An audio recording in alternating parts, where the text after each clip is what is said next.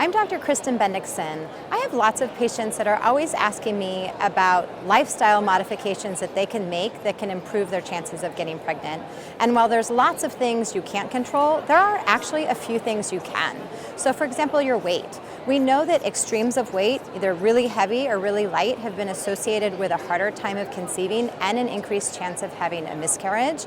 Obviously, you should avoid smoking a cigarette. Cigarettes are associated with both infertility and miscarriages. So is alcohol, but it's really at moderate levels. Surprisingly, a lot of patients don't know about marijuana use and how that might affect their fertility. We know that the receptors, that the THC molecule in marijuana binds to the receptors inside the uterus, inside the ovaries, so it's absolutely possible that marijuana could affect your ability to get pregnant, but we just don't have enough data right now. There are some data that suggest it could increase your chance of miscarriage, but really the data is just a little bit too young at this point.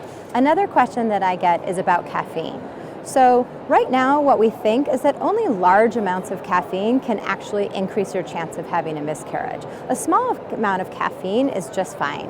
So if you can keep it under 200 milligrams, which is equivalent to a couple of cups of coffee every day, you're perfectly fine and it's not going to affect your ability to get pregnant. And one of the simplest things that you can do is take a vitamin every day. So in fact, there have been multiple studies that show if you take a multivitamin, your chance of miscarriage is lower, and that's pretty amazing.